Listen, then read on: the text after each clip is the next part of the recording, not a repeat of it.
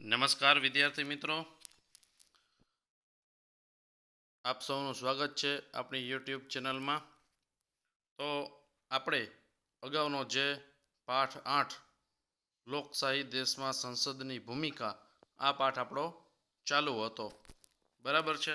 તો આ પાઠની અંદર આપણે સૌ પ્રથમ આ સરકારનું સ્વરૂપ આપણે જોયું હતું. ત્યારબાદ સંસદ કેવી રીતે બને છે એ વસ્તુ આપણે જોઈ હતી. લોકસભા છે, રાજ્યસભા છે અને રાષ્ટ્રપતિ, બરાબર છે. ત્યાર પછી એના કાર્યો સંસદના. ત્યારબાદ આપણે આ જે ચિત્ર આપ્યું છે સંસદ ભવનનું. ત્યાર પછી લોકસભાની રચના કેવી રીતે થાય છે, બરાબર છે, એના વિશે આપણે માહિતી જોઈ હતી. ત્યાર પછી આપણે શાસક પક્ષ વિશે સમજી જતા. હવે આજે આપણે વાત કરવાની છે કે કેવી રીતે બને છે રાજ્યસભા. રાજ્યસભાની રચનાની વાત કરવાની છે. આપણે એને અંગ્રેજીમાં સ્ટેટ એસેમ્બલી કહેશું. એની પહેલાં આપણે ઉપરના જે પ્રશ્નો છે વિચારો કરીને, તો એ પ્રશ્નો વિશે આપણે થોડી ચર્ચા કરી લઈએ. જો એમાં એક આપણને માહિતી આપી છે કે લોકસભાનું કે રાજ્યસભાનું જીવંત પ્રસારણ નિહાળી તેની કાર્યવાહીની તેમજ તેમાં પૂછાયેલા પ્રશ્નોની નોંધ કરો. તો વિદ્યાર્થી મિત્રો, આપણે ક્યારેક ટીવીની અંદર જે ન્યૂઝ ચેનલ છે એમાં આપણે ઘણી વખત આવો ફોટો જોયો હશે સંસદનો, બરાબર છે. આપણે ઘણી વખત એમાં લોકસભા કે રાજ્યસભાનું ક્યારેય પ્રસારણ આવતું હોય તો આ વસ્તુ તમે જોજો. જો ન જોયું હોય તો અંદર ઘણા બધા છે એ આપણને એમ થતું હોય કે ભાઈ સામે મોટા અવાજે બોલતા હોય, પણ ખરેખર ત્યારે પ્રશ્નોત્તરી થતી હોય, એકબીજાને પ્રશ્નો પૂછતા હોય. તો આ બધી એની જે કાર્યવાહી શું છે તમને ખબર પડશે. તો ક્યારેક જોજો, બરાબર છે. અને નીચે તમને સવાલ આપ્યા છે. એમાં પહેલો જ સવાલ છે, સભાનું સંચાલન કોણ કરે છે? સંચાલન કરનારની જરૂર છે? જો હોય તો શા માટે? તો આ પ્રશ્નો છે એ કોને અનુલક્ષીને પૂછાણા છે? તો આપણો જે ઉપરનો ટોપિક જે છે લોકસભા, એને અનુલક્ષીને પૂછાણા છે. તો આપણે આનો જવાબ જોઈએ કે ભાઈ સભાનું સંચાલન છે એ કોણ કરે છે? તો લોકસભાનું સંચાલન છે એ એના અધ્યક્ષ કરે છે. લોકસભાના અધ્યક્ષ.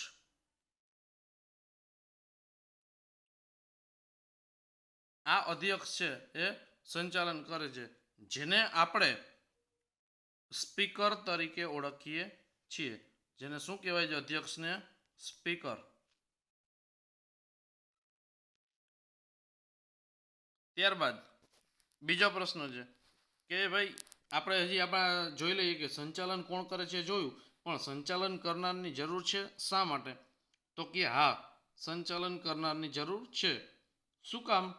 તો એનો જવાબ જોઈએ કે કોઈ ગૃહનું સંચાલન કરનાર હોય તો જ ગૃહમાં થતી જે ચર્ચા છે એની વ્યવસ્થા જળવાઈ રહે. કારણ કે એની અંદર દરેક લોકો વચ્ચે શિસ્ત, શાંતિ અને તટસ્થતા જળવાઈ રહે. એના માટે આપણે સંચાલનની જરૂર છે.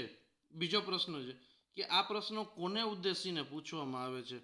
તો આ બધા પ્રશ્નો જે છે એ લોકસભામાં સ્પીકરને ઉદ્દેશીને પૂછવામાં આવે છે.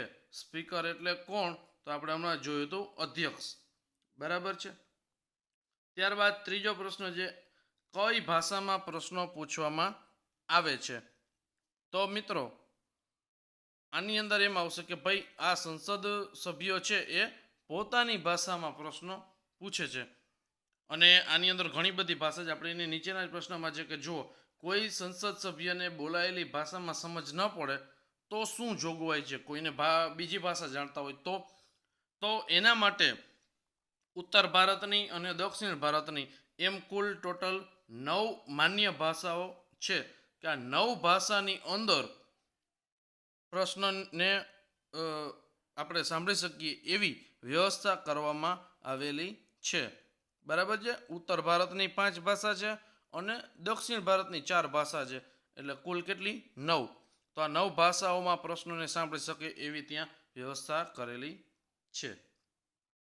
ત્યાર પછી 5મો પ્રશ્ન કે તમારા વિસ્તારના સંસદ સભ્ય પાસેથી તમે શું અપેક્ષા રાખો છો? આપણા વિસ્તારના જે સંસદ સભ્ય છે એ શું કામ કરે એના પાસેથી આપણે કેવી અપેક્ષા રાખીએ છીએ એ કહેવાનું છે. તો આમાં દરેકના મંતવ્યો પોતાના મત મુજબ અલગ હોઈ શકે. હું એક જનરલ વાત કરું કે ભાઈ આપણા વિસ્તારના જે સંસદ સભ્ય હોય તો એક તો વસ્તુ એ કે ભાઈ આપણા વિસ્તારની અંદર ખેતીની સુવિધા છે કે સિંચાઈની વ્યવસ્થા છે કે શિક્ષણની વ્યવસ્થા, આરોગ્ય, આપણા જે રોડ રસ્તા છે આ બધી વસ્તુ પર પૂરતું ધ્યાન આપે. વીજળી છે.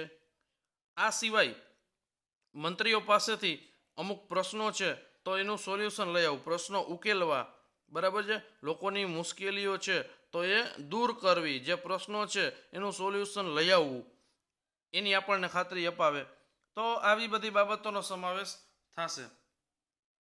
ત્યાર પછી આપણે આજના આપણા મૂળ મુદ્દા પર આવીએ છીએ કે રાજ્યસભા કેવી રીતે બને છે.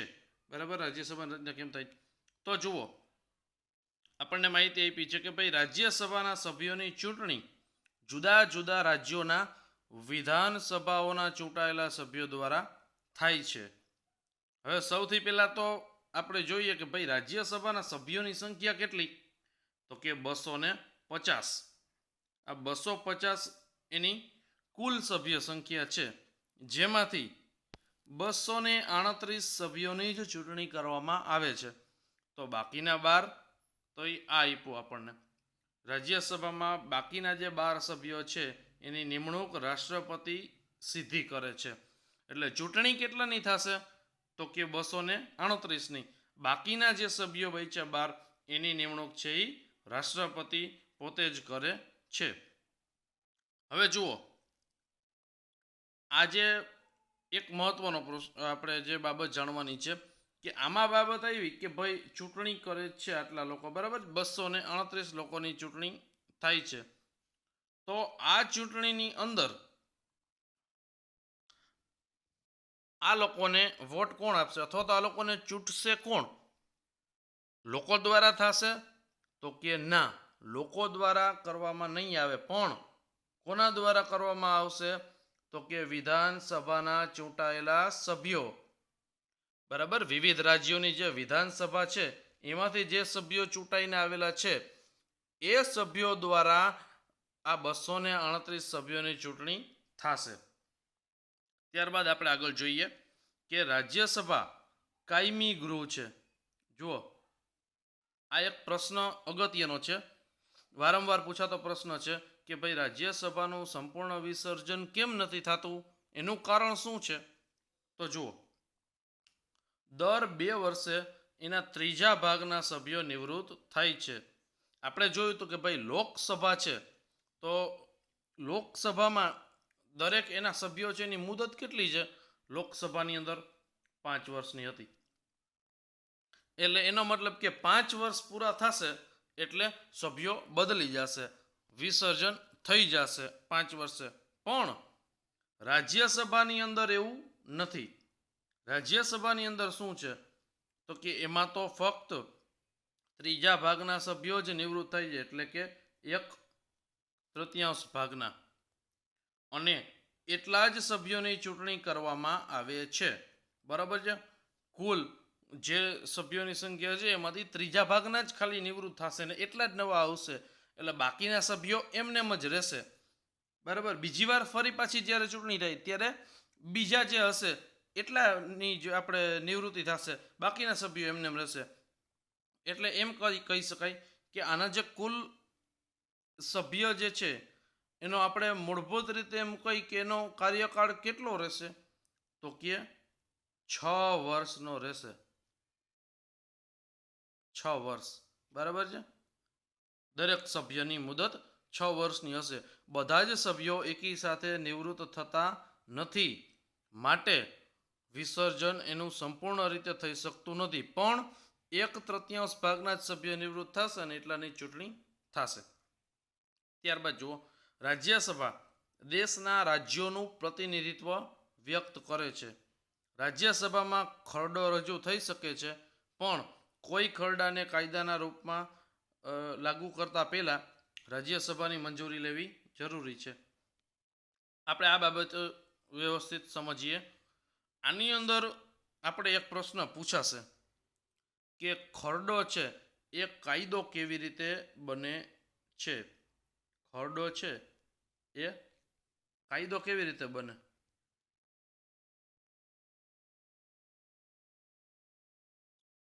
તો એના માટે આપણે અહીંયા સમજૂતી મેળવીએ.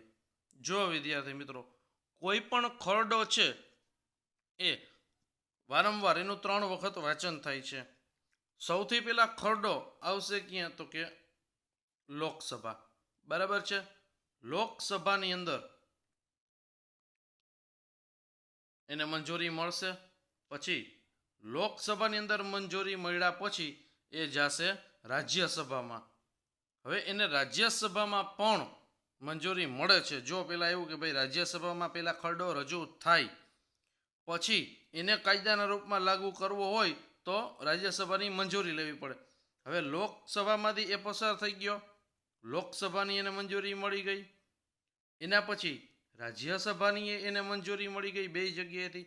પછી એક ખરડો જશે રાષ્ટ્રપતિ પાસે. રાષ્ટ્રપતિ પાસે જઈ રાષ્ટ્રપતિની એને મંજૂરી મળે અને રાષ્ટ્રપતિ તે ખરડા પર સહી કરે તો એ ખરડો છે એ કાયદો બને છે. આ પ્રશ્ન અગત્યનો છે મિત્રો. બરાબર છે. ખરડો જ્યારે રાષ્ટ્રપતિની એમાં સહી થશે ત્યારે જ કાયદો બનશે. જો આગળ, સંસદનું આ ગૃહ લોકસભાએ બનાવેલા કાયદાઓની સમીક્ષા કરે છે.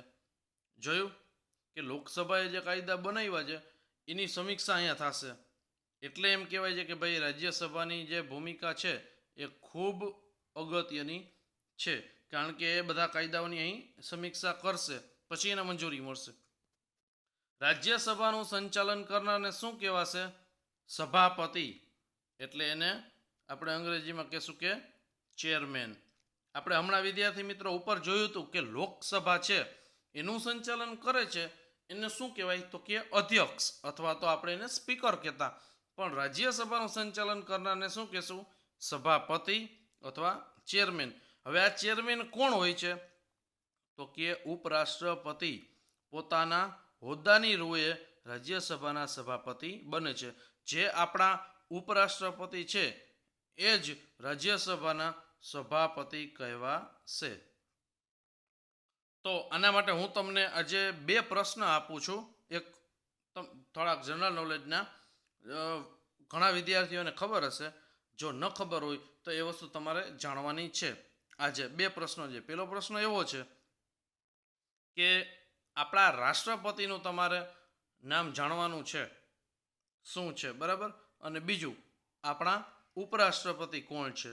રાષ્ટ્રપતિ અને ઉપરાષ્ટ્રપતિ કોણ છે એ ખબર હોવી જોઈએ. તો એના જવાબ અત્યારે હું કહેતો નથી, એ તમારે શોધવાના છે. બરાબર છે. ચાલો આપણે આગળ જઈએ. એમાં વિચારો કરી અને 6 પ્રશ્નો આપેલા છે. બરાબર છે કે ભાઈ સંસદના 2 ગૃહો કયા કયા છે? તો એ હવે આપણને ખબર હોવી જ જોઈએ 2 ગૃહો કયા કયા છે, લોકસભા અને રાજ્યસભા. પછી લોકસભાનું કાર્ય શું છે?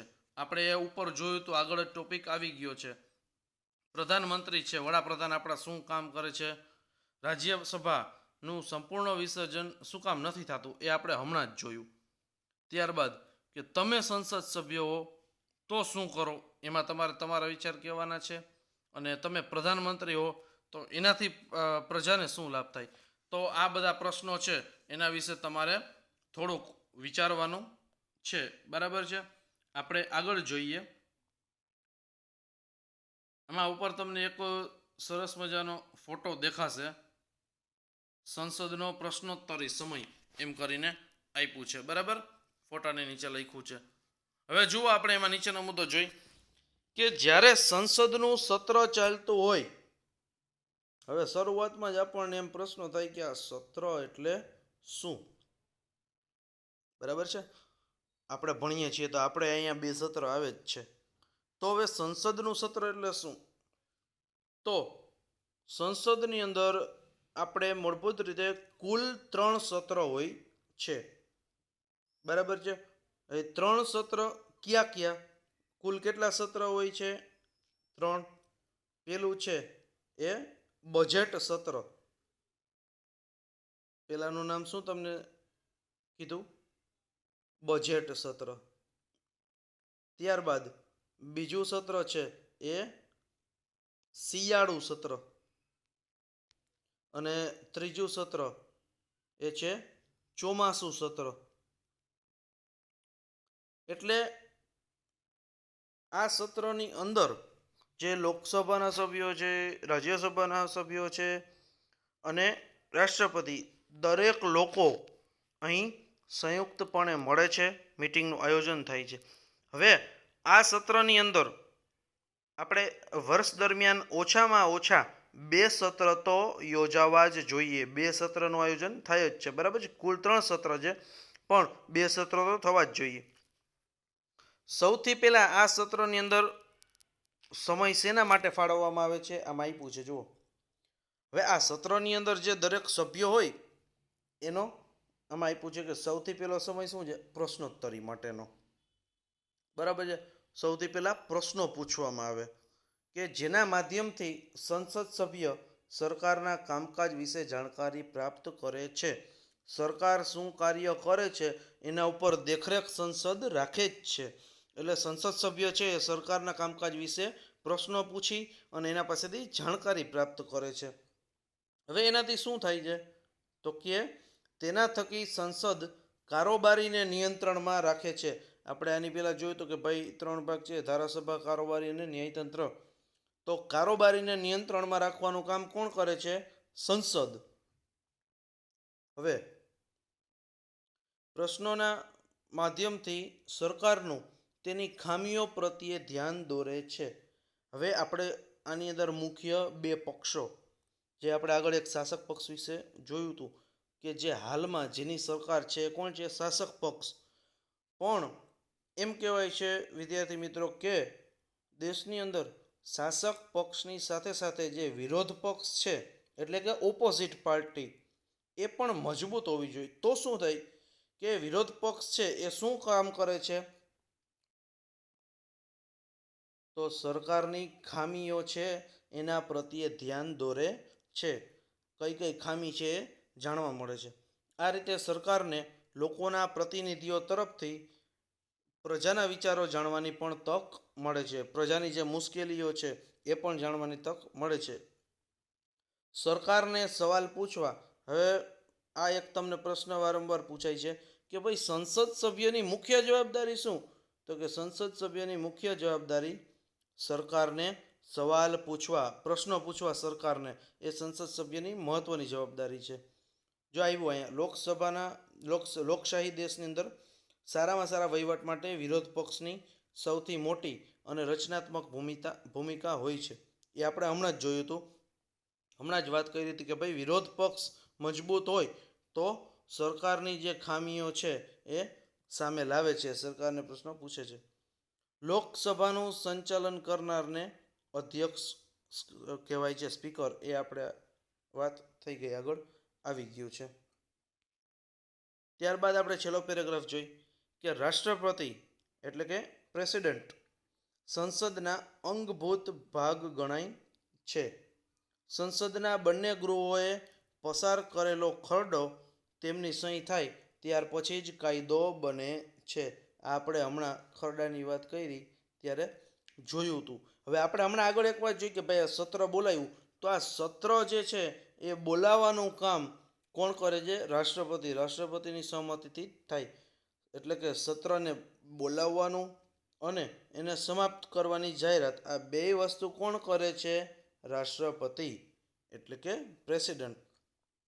તો વિદ્યાર્થી મિત્રો, આજના દિવસે આપણે જેટલી બાબતો જોઈ તે ફરીથી એકવાર જોઈ જજો અને પાઠમાં આગળ પણ જે મુદ્દાઓ આપેલા છે તે વ્યવસ્થિત રીતે તમે વાંચન કરી અને સમજવાનો પ્રયત્ન કરજો. જો કોઈ વસ્તુ ન સમજાય તો આપણે જે વિડીયો આપેલા છે તે ફરીથી એક વખત જોઈ લેજો. તો આશા રાખું છું કે તમને પાઠ પૂરેપૂરો સમજાઈ ગયો હશે. આભાર.